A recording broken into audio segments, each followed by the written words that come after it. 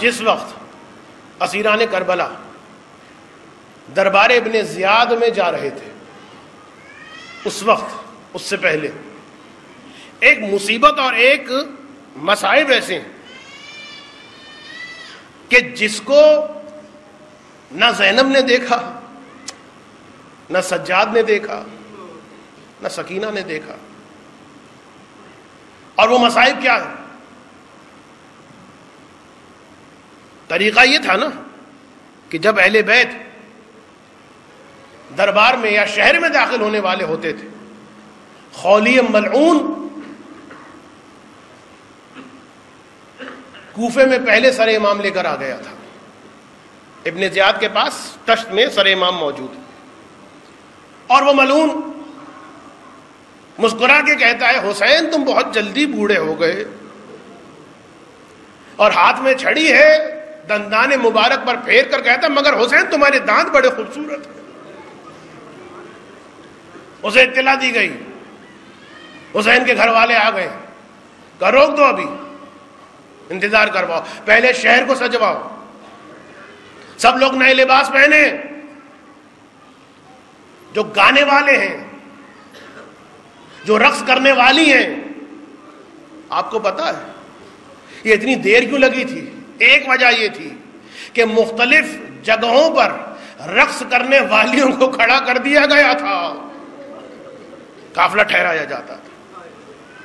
یہ چیزیں نجس ہیں اہل بیت کے لیے، اذیت دینے کے لیے، پھر چلتے پھر ٹھہرایا جاتا. ابن زیاد نے کہا قافلے کو ٹھہرا دو،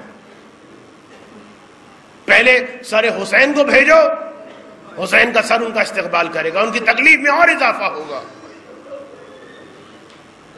جب سپاہی سر کو لے کے جانے لگا، میں کس طرح سے پڑھوں؟ کوفے میں ایک گھر تھا، میں نے تلاش کیا مجھے نہیں ملا، دار الخز کے نام سے عامر بن حریث کا یہ گھر تھا، اور اس میں کہا یہ جاتا ہے کہ آقا حسین کے جسم کے کچھ اجزاء یہاں مدفون تھے. نہیں معلوم صدام کے زمانے میں اس کا نشان مٹا دیا یا کیا ہوا، بس یہ واقعہ اسی سے مربوط. جس وقت سر حسین سپاہی لے جانے لگا، ابن زیاد نے کہا ٹھہرو، سر دکھاؤ. سپاہی نے سر دکھایا، کہا کہ نہیں اٹھاؤ. اللہ اکبر! سر حسین کس طرح اٹھایا ہوگا یہ میں پڑھ نہیں سکتا، آپ سن نہیں سکتے. اٹھا کے دکھاؤ. سر حسین اٹھا کے دکھایا. سوگ نامہ آل محمد کے اندر یہ قصہ اور یہ مصیبت موجود. دیکھا غور سے، کہا کوفے کے کسی حجام کو بلاؤ. آئے ہائے! دیکھیں سوچنے کی بات ہے، جب کسی کی گردن کو تیز دھار آلے سے کاٹا جائے تو بہت جلدی کٹ بھی جاتا ہے اور یک نواخت کٹتا ہے، لیکن زنگ آلود خنجر سے 13 ضربے لگا کر رگڑ رگڑ کر کاٹا جائے تو یک نواخت نہیں رہتا. حجام کو بلاؤ. طارق نام کا ملعون آیا.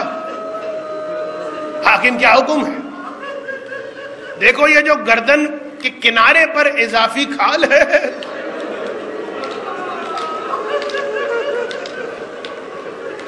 اسے کاٹ دے، یک نواخت کر دے. اللہ اکبر! ظالم نے قینچی لی، گردن حسین کا جو اضافی حصہ تھا ملعون نے کاٹنا شروع کیا. کاٹتا جاتا ہے زمین. کچھ دیر جو گزری، بوڑھا عمرو بن حریث آگے بڑھا، اے حاکم بس کر، جو تیری ضرورت تھی وہ پوری ہو گئی، اب اس سے زیادہ ظلم ہم برداشت نہ کریں گے. یہ کہہ کے آگے بڑھا. بوڑھے نے حسین کے گردن کے جو ٹکڑے تھے حفاظت کے ساتھ اپنی پوٹلی میں رکھے، گھر میں جا کر دفن کیے. میں کہوں گا تم نے صرف کھال کے ٹکڑوں کو کٹتے دیکھا، صبر نہ کر پائے. میرا سلام ہو زینب پر، ارے 70 قدم کے فاصلے پر، تلہ زینبیہ پر بھائی حضرت کی نگاہ سے دیکھ رہا، شمر کا خنجر